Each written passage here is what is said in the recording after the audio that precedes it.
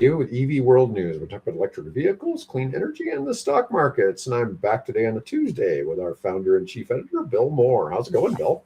Good. The air conditioning is still working, so we're good. You know, we had I think we got to 105 here on Sunday. It was pretty warm. It was pretty It was warm. it was pretty warm. Yes, it was. Yeah, my dogs would go outside and come back in, and their fur was like hot to the touch. Yeah, yeah. It's I don't know what. I think it's supposed to probably start to cool down tomorrow. I believe Yeah, cool down. It'll be down to low 90s. yeah. Well, that'll be nice. Um, I don't know. I'm not. I don't mind. I don't mind the heat as much as most people, I guess. And maybe it's because I lived in the South for so long. All Um, right. Well, but there's a gentleman here that is an acquaintance of mine. He's a master beekeeper, and he's from Texas. And he says, "Well, I've moved up to Nebraska, and my blood has thinned. So when I go back to Texas, it's too hot for him yeah, because yeah. he's gotten used to the climate up here." Yeah, it is quite a change. All right. So let's start out talking about the American EV industry being in crisis. Ford, GM, Dodge, Honda, Nissan, Acura, and Jeep have all either canceled or delayed multiple EV programs. Ford killed its Bullet Train electric SUV and Lightning pickup. GM retired several EV sedans. Automakers cite profitability concerns and market conditions. Nearly $70 billion in program write-offs. You know, the sedan issue. I mean, Ford got rid of all their gas-powered sedans because they weren't making the money like they do on the trucks and the SUVs, right? Yep. So, Yep. I mean, I guess that's not a real big surprise that GM keeps, that they keep getting rid of the Bolt, and but the Bolt is sort of morphing into more of a small SUV, right, as opposed to being a car. Yeah. What they call the I would EUV. say yeah. Although Um, I guess the closer would be the electric Equinox. yeah, but you know, they really don't have an electric just car. I mean, other than the Bolt, right? All the others Oh, are that true well, SUVs or trucks. well, yeah. Although I don't know what do you call the Cadillac Lyric and Well, the Lyric's an uh, SUV. s- e- yeah, I guess the Yeah, line gets really sort of thin between what is a big long sedan and what is a what they carried the roof line a little further back. I don't know. It's I'm honestly surprised that GM didn't bring out an electric station wagon and a Palomino. So, Palomino. or the old hybrid car truck. It was like a car body, but had a truck bed. Oh, Camino. Camino. Oh, my bad. Okay. The El Camino, I think, is what it is. Yeah. Palomino. I don't know. It was something, right? Hey, well, I think we're resorting anymore now to a thesaurus or AI now to come up with names for these cars. So, Yeah. I've been spending the last about 6 weeks working on, you know, water projects, cleaning up PFAS, getting cities money, and that ends on Friday. And it's really sad because according to the judge in the case, over half the money is going back to the defendants. So 3M and DuPont, who were the big polluters in the PFAS situation, are going to get about $6-7 billion back. dollars back. Yeah, and just the whole case ran for like 7.5 years, and um, we've had just a crazy number of cities enroll in the past month, and to the point where it seemed like all the work we did before that didn't matter. Then all of a sudden, at the last minute, it's like, oh, we forgot to do it. They're just now hearing about it. Well, they probably heard about it years ago, just never did anything, and now they realize they lose their rights because they didn't file. I Yeah. wouldn't honestly be surprised if the court gave another extension, because it just seems really hard to fathom. The court got the defendants to settle for $13 billion and only like 5 or 6 billion of it's been claimed. Yeah. Well, let's see now. What happens? Investment stock wise, do we see a little jump in DuPont or DuPont and whoever. 3M stock because that I don't know. I don't know that it's going to make big news that they get the This money is back. this is this is not financial advice, folks. No. Okay, it's just two guys spitballing and thinking about what the possibilities are. And that's all. Not Yeah. advice. Yeah. I don't think it. Well, it will be a big, you know, What bonus. I saw a headline that the Supreme Court made some kind of a ruling regarding stock investments by politicians, I guess, except that the ruling exempted 3,600 stock trades allegedly done by the Trump family in the Mhm. first quarter of this year. Wow. 3,600 stock trades. A little insider trading going on there, you think? You never know. You never know. No, I'm pretty sure their rankings. What they've done something since he's taken office. His personal wealth has gone up something like $2 or $3 billion. So yeah, Yeah, but a lot of that's been in the crypto stuff. Most of that's been the yeah, crypto. yeah. You know the story there, right? Yeah. Oh yeah. But that's I don't know. Most of your crypto things seem to be rug pulls. There's Well, of only course they are. Of course they are. That's what they're designed for. yeah. Now I feel there are exceptions. There are legitimate blockchains out there that have real function, right? They're not like their meme coins to, go to the moon and have what intrinsic value, well. you know? It was like What services do they provide that have intrinsic value and growth potential? what were the things Zero. that were fractionalizing art?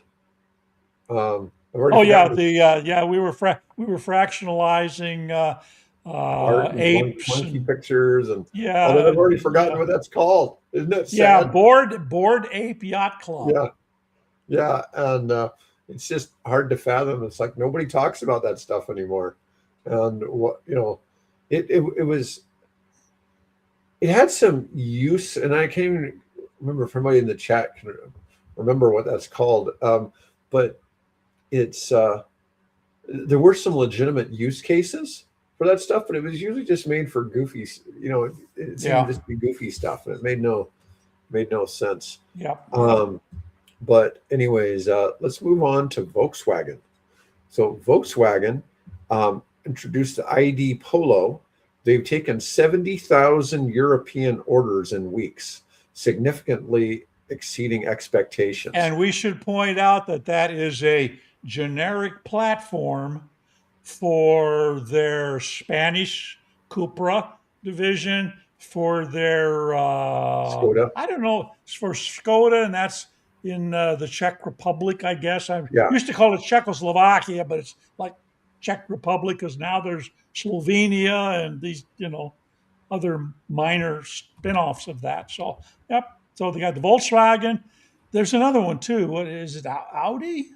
I don't recall I now, but only see in what I've got. I just show the ID.Polo, the Skoda Epiq, and the Cupra Raval. yeah, I had but they're but 70,000 they're orders.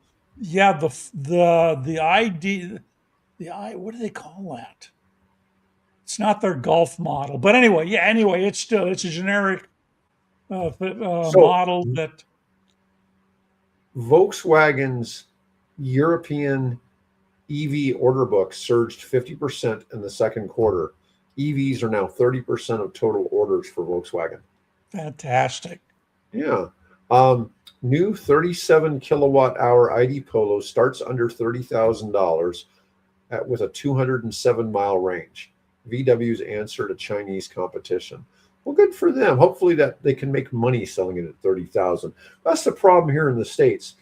Ford and GM and them, they can't make money selling a vehicle that cheap.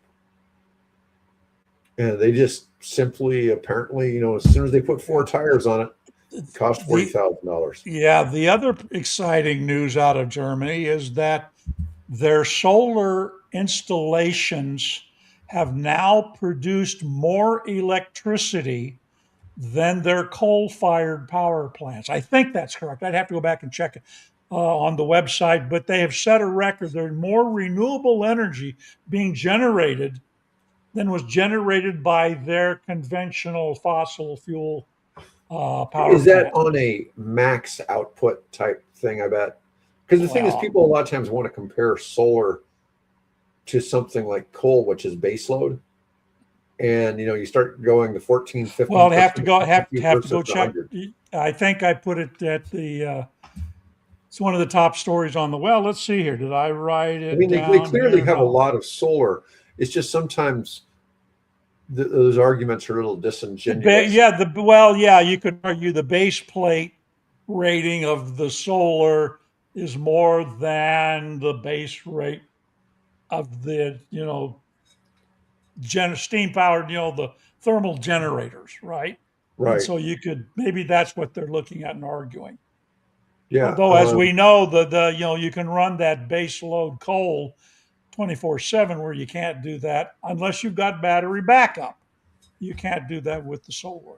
Yeah, but even with battery backup, you still really can't completely do it. You still have to have something. At the moment, you have to have something to fill the gaps, whether it be LNG is kind of the preferred one that people use, but in some Although cases, that is not available unless they're getting, you know, uh, liquefied natural gas. I'm sorry, I was thinking regular natural gas out of Russia. No, liquefied natural gas they can be getting by tanker.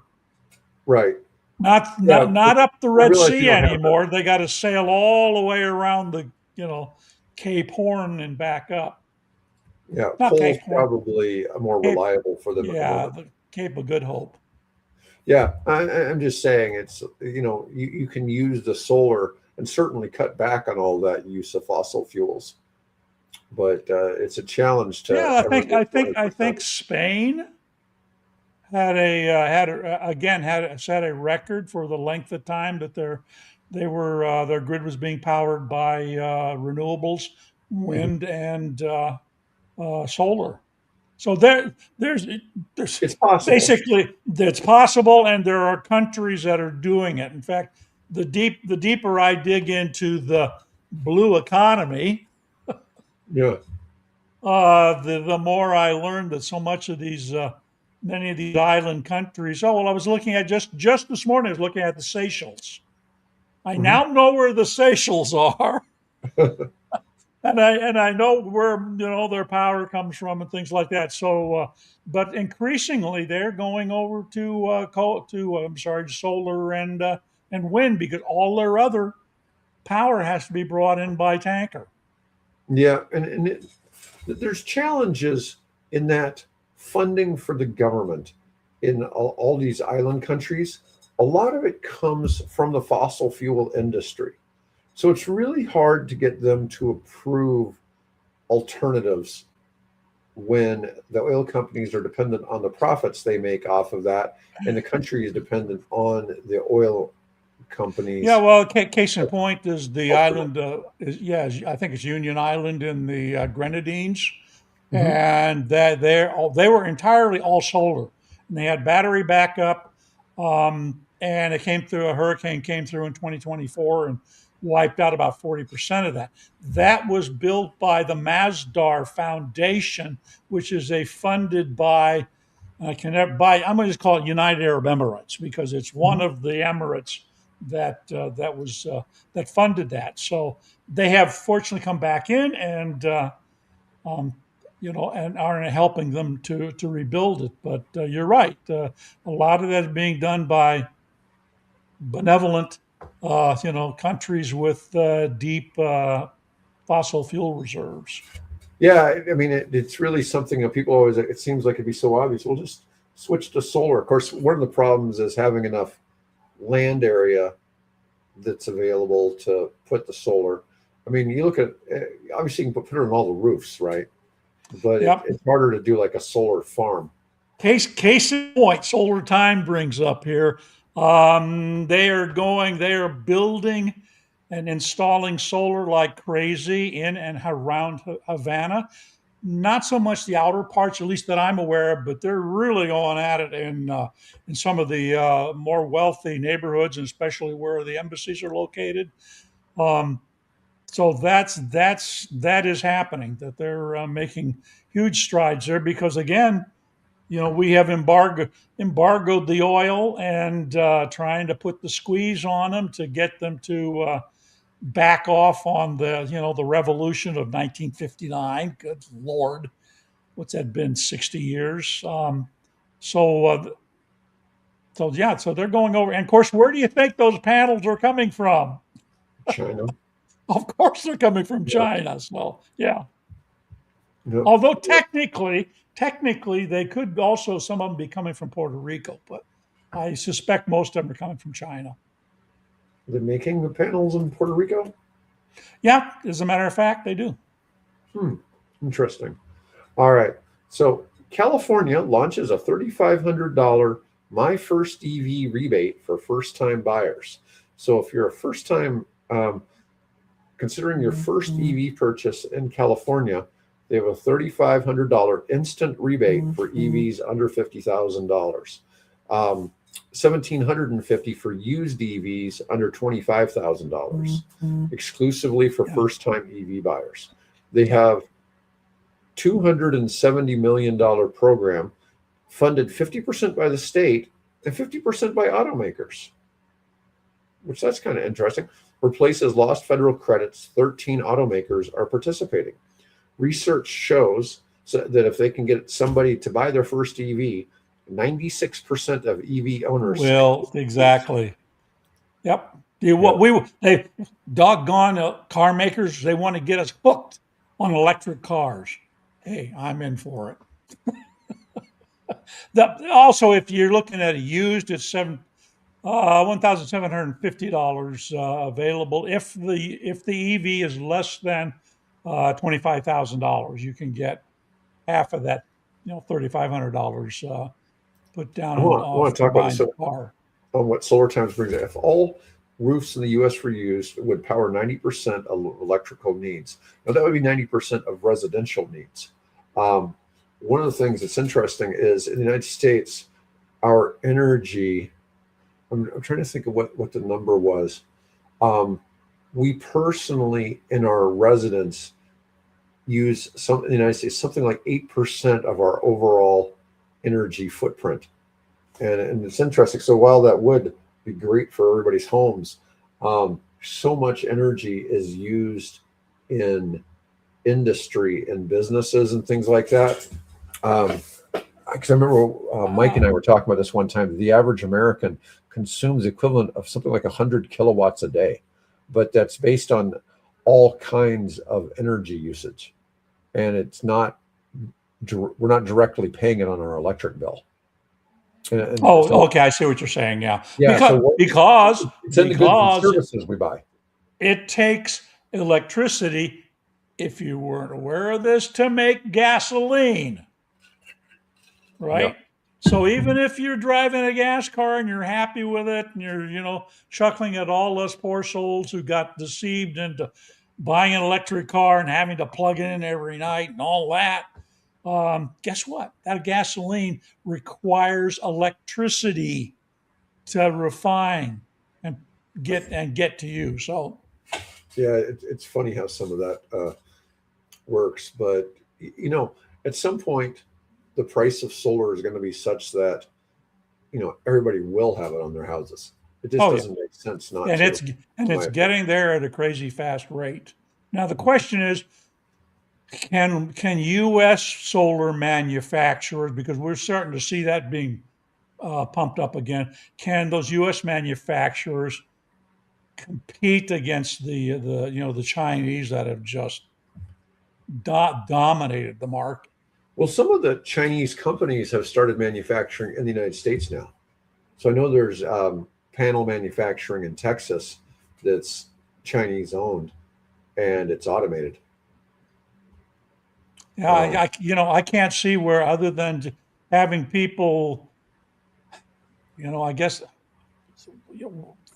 all the assembly of the frames can be done robotically. Obviously, the creation of, putting in the glass plates or the coating or whatever, all that can be done automated. There might be some, some things that require fine handwork to plug in the inverters or whatever micro inverters and things. But yeah, probably people doing inspections, although even that can now be done by the robotically. Oh yeah, no doubt. Anyways, I just find that interesting. Actually, I had somebody who's in California. His car's having trouble, and he's looking at buying a car. And I said, I think California's got something for you. So I sent him this article actually on that. And, it's like, oh, that's pretty decent.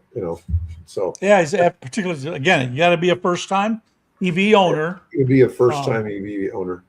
I think he has a plug-in hybrid currently. Well, it wouldn't technically qualify. I don't know. Yeah, don't know what Probably somewhere in the fine print of that bill, there's some clarification on that. Yeah, I'm sure there is.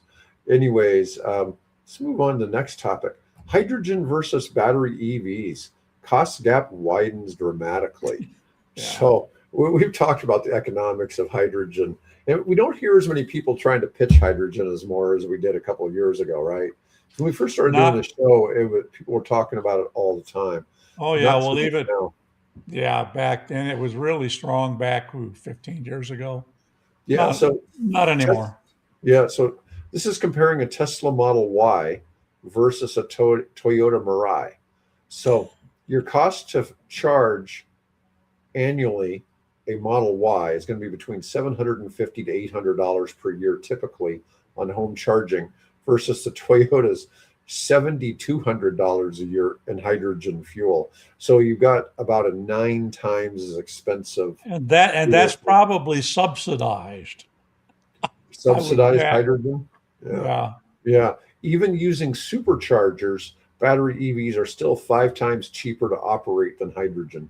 And this is one of the things. It's like we used to look at all these technologies. We're like, here's a sailboat. It's powered by solar and wind, and it's collecting water and it's converting it into hydrogen running at the port. And it was like, oh, that's great. It didn't make a whole lot of hydrogen, but the boats cost millions of dollars. Yeah. And it was like, you still or the barges. Didn't we do something on Seine River barges where we ran the numbers and they had hydrogen stored on board and it fed a fuel cell and it propelled the barge up and down the Seine, and it just economics are crazy. Or we were talking about some kind of a vessel that would sail from Europe, to the new world and generate hydrogen along the way. So I love the idea of your tankers and your cargo ships all having the deployable sails, right? Mm-hmm. Because we talked about that. There's some automated programs out there for putting sails on those big ships, and they can almost, if they have the wind with them. Oh not these are like giant kites or parachutes, right? They release them out. Although some are shifting to streamlined modern types of sails. The other one is I want to say Fletcher, but it's not Fletcher, but it's that rotating drum, right? Okay. So they've got some of these now where they actually have it down in the in the fixed position. Then when it gets out and gets into favorable winds, this drum gets raised up on the. Generally, these are not on the container ships. These are generally on the LNGs or on the bulk tankers, and those things come up, and then you start an electric motor, starts them spinning, and that spin effect pulls them through the water. I mean, if that cuts their fuel usage by a third to a half, I mean, it's a pretty amazing change, But we're not seeing enough of that yet. It seems like a great idea, but the battery or the hydrogen thing, high hydrogen prices and limited infrastructure make fuel cell electric vehicles impractical for most drivers, despite faster refueling. And it's not that much. I mean, we're getting to a point now. In the next 10 years, people are going to be charging their vehicles in 5 minutes. Oh, You know, not even 10, well, 5, the 10 years. technology exists, right, Bill? It's a matter of it getting deployed. Oh, it did put. There was a video I watched this morning on, I think it was on LinkedIn, where Mhm, BYD, this young lady, she charged it from 10 to 70% in 5 minutes mhm, and 10 to 90% in, was it 9 minutes, something like that? Because mhm. obviously when you get closer to full, it Takes takes longer. longer. Yeah, it takes longer for that last 20, 30%. But yeah, we're already now at 5 minute charges. It's Mhm. crazy. Yeah, it's funny. I've always loved that comparison about parking lots.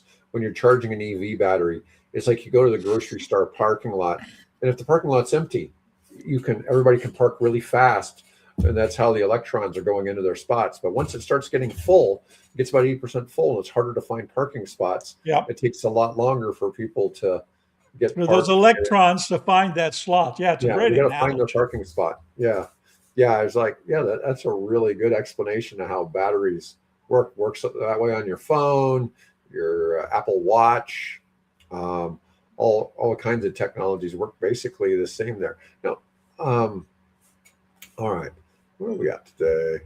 All right, so nuclear energy gaining momentum. Trump had a July 4th deadline set, and so the idea was to get three nuclear reactor companies to go critical by the July 4th, 2026.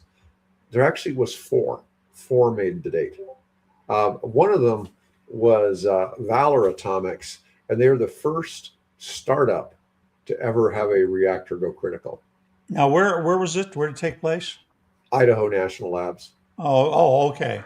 Yeah, so these didn't go critical and power any infrastructure, but they were able to fire up a reactor that Okay. they had built as a small modular reactor. Okay. So, um, anyways, this was a I've pretty told I've big deal.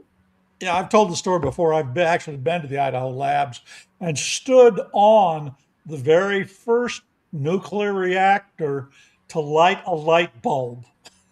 Oh There's wow! one of these big Edison type of light bulbs, hanging with the filaments and things hanging from the ceiling. I could reach up and touch it. But yeah, they so it's nice to see, as long as obviously we're careful with the stuff. It's not like turning a crank on a generator. It's a little bit more dangerous than that. Well, just a little.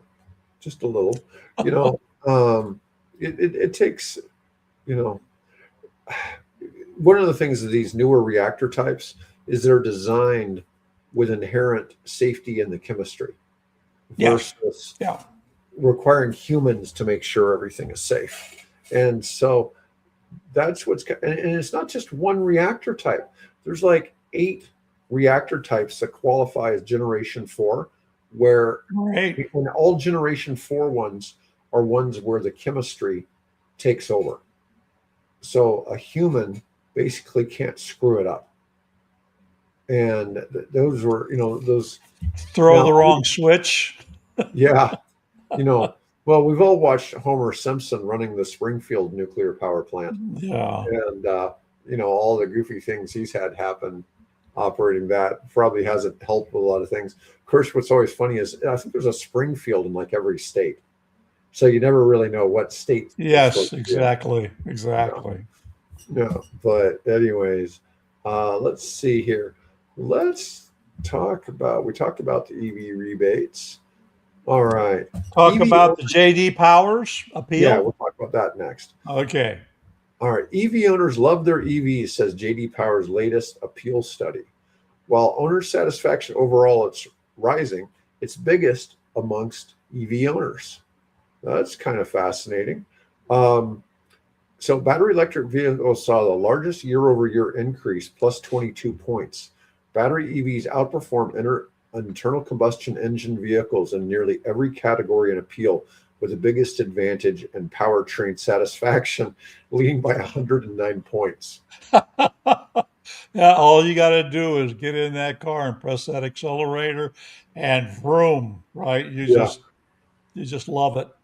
Well, it's like when you're trying to merge or you're trying to turn left at a red light, you're waiting or you're on the middle light, you don't have the green arrow and you're waiting to turn left. It's Right. like a gas car.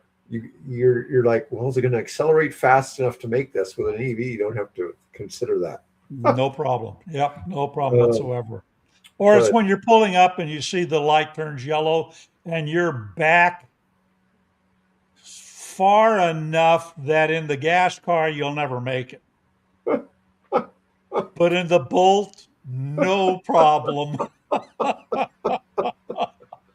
oh, Just uh, by the way, I did dug a little deeper than what this article did. The JD Powers appeal score has a 1,000 point potential. Okay, so the highest that you could get was 1,000. And of course, it's very seldom. I don't know if anybody ever reaches. It's a mechanical thing. They probably never reach 1,000. So where are gas cars in that? Gas cars are rated at 850, the best ones. 850 out of 1,000. Where are the electrics? 910. hmm, So the 22% increase was just referring to the powertrain, you know, uh, the 109, just referring to that. But the overall score, it jumped from apparently down, 22, somewhere around 880, 890. It's jumped up to 110 now. nice, nice. Yeah, well, it's pretty considerable that it's been that big of you know, that big of a jump. And then Yeah, this, well, this again, this is the reason why. Once you drive an EV, you do not want to go back. You just don't. It's not, and I keep using this over and over again. It's like going from flying in a DC-3 or a DC-6 to a Boeing 707. When that transition took place in the 1950s, you just aren't going back. There's no no, place for prop planes in commercial aviation after that, and there's no place for gasoline-powered cars, personal vehicles in the future when you've got EVs that can drive 500, 600 miles and be charged in 5 minutes. It just not happen. You're not going back. yeah, yeah. Well, like I was saying, to get to the 5 minute charging here in the States, it's going to take a few years. We, Oh, we need, we obviously we need charging and if infrastructure to support that. But we talked about this a lot. You could have battery storage, um, holding and discharging that energy into the cars pretty fast. absolutely, Yeah, absolutely, so yep, there's some workarounds on the yep. infrastructure even, but ultimately you still have to get enough power to that charging site to make that work. So that's because you still could have a max power draw that could really negatively affect um, the local Yeah, grid. yeah. So let's let's see. Let's move around to this EV boat story. Oh yeah, this is good. This is a good one. All right. So E1's electric boats raise hope for an African blue economy boost. But can they deliver? Didier Drogba, who's a famous soccer player from the Ivory Coast, had his first E1 victory, giving the electric boat championship greater visibility. Um, Africa's large but underdeveloped blue economy makes the series relevant, particularly for coastal tourism, maritime innovation, and investment promotion. Do you know how big the coastline is? I had to look this up, by the way. The coastline, total coastline of Africa is Oh, I'm sure it's ridiculous. 47,000 kilometers. Wow. So That's there's so about the there's same as going around the equator, isn't it? yeah, yeah, it's there's the enormous potential. Of course, as you're aware, I've been working on this extended range hybrid electric hydrofoil idea, right? Mhm. So one of the things I was doing this morning, because yesterday I sat in, recorded a conference that was taking place about the blue economy, taking place on the island of Gran Canaria, and Gran Canaria, I think it's called, which is of course part of the Canary Islands off the coast of west coast of Africa. Um, and so they were raising some of these different issues, the island economies and so on. So I started thinking, well, because most of my research on this has been focused on the Caribbean. I said, well, what about Africa? And so on. So I ended up in the Seychelles Islands and learning all about the Seychelles. But yeah, there's enormous potential with a coastline that long and resources that they have. The populations tend to be gathered along coastlines anyway. There's a great potential to develop a whole series of economic development that would be good for the people and good for the planet. In this Formula E thing, there's a lot of famous high profile team owners in this space. You got Yeah, LeBron yeah. James, Rafael Nadal, Will Smith, Steve Aoki, and Mark Anthony.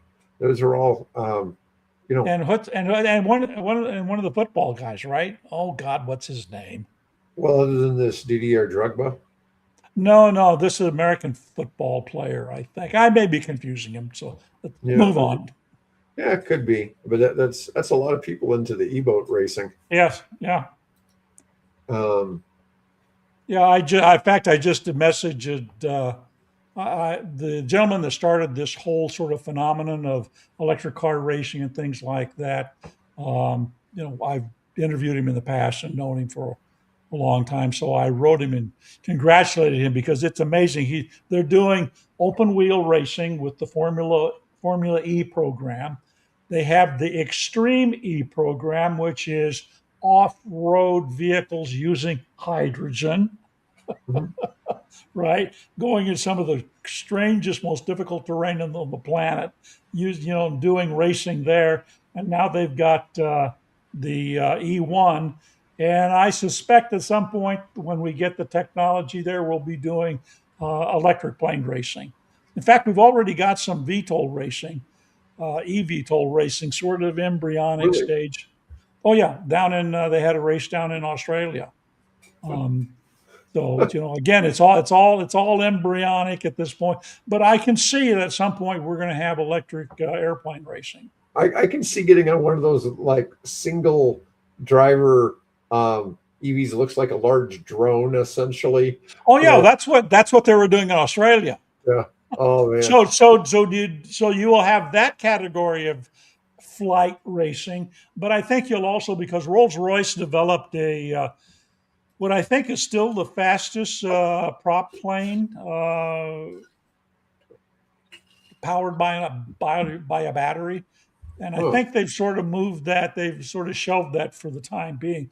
But I think we'll see that more and more coming on. As a matter of fact, EAA, the Air Venture convention, just finished up last week, and they had again this year prior to the opening of the Air Venture week-long air show.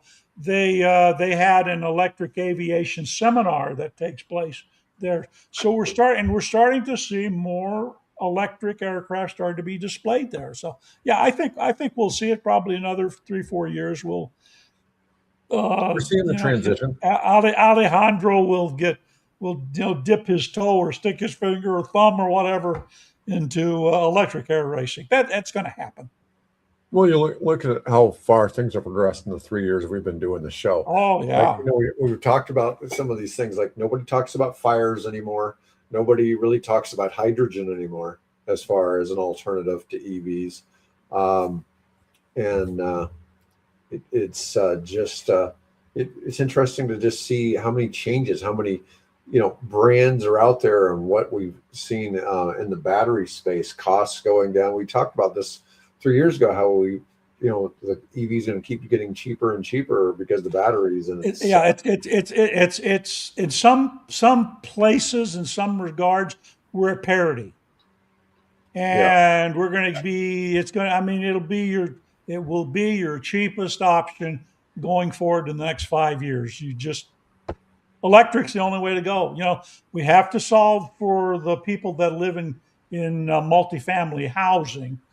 That issue still has to be addressed, and there is some movement in limited areas where that's happening, but we need to have that more widespread. But other than that, Well, if you live in a private home with a driveway, go with an EV. Charge it at I've home. talked to large scale developers in Texas, and my suggestion to them would be to offer free level 1 charging to all their tenants, and put in solar carports. So you've already got the energy coming from solar with some battery storage, and you could use that to both give the tenants free charging for their vehicles, and you could use it to power all the common areas in the apartment complex. Yep. Okay, the pool, all of those kind of things, the clubhouse. You wouldn't supply power to all the tenants, but you could then not have an electric bill for the facility itself, while still giving free charge. There'd be no need for level 2 chargers necessarily. Right. They could still have some, but the truth is those folks, they could always might have a level 2 access at work, or they might have access just to go to a supercharger and charge up fully when they really needed to. I'm just throwing that out there. I think that's a reasonable solution. Yeah. When you build the apartment complex, because installing solar is way cheaper at the developer level than it is putting it on a house. Later on, yes. Yeah, yes. I mean, it's at least 60% cheaper. And so there's just a lot of things you can do there. Level 1 doesn't really charge much. And realistically, what are people going to spend charging their car, or how many electrons? What would be retail? Maybe max $50 worth, max, more likely probably $20 worth. What's that for a month or a day? A month. Or a week? A month. Yeah. And the thing is, if you're getting it from the solar anyways, then your real cost of producing it is really cheap.